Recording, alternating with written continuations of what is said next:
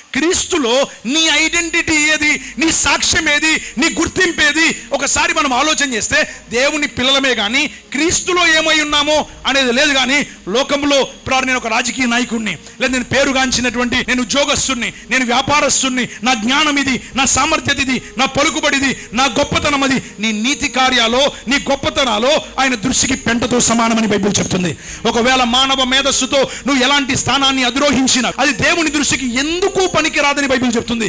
ఎందుకంటే you need a unique identity. Aadhaar అంటే అర్థం ఏంటి? Unique identification number. అంటే ప్రతి ఒక్కరికి ఆధార్ నెంబర్ ప్రత్యేకంగా ఉంటుంది.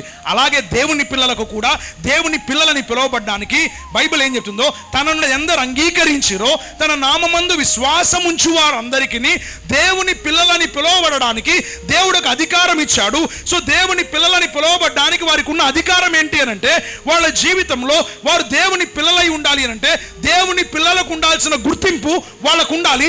దేవుని పిల్లలు అని అంటే లోక సంబంధమైన గుర్తింపు పూర్తిగా వదిలేసుకున్నవారు అర్థం. నీ ఐడెంటిటీ ఏంటో తెలుసా? లోకం నిన్ను గుర్తించకపోవడమే నీ ఐడెంటిటీ. క్రీస్తులో నీ గుర్తింపు, లోకం నిన్ను గుర్తించకపోవడమే నీ గుర్తింపు.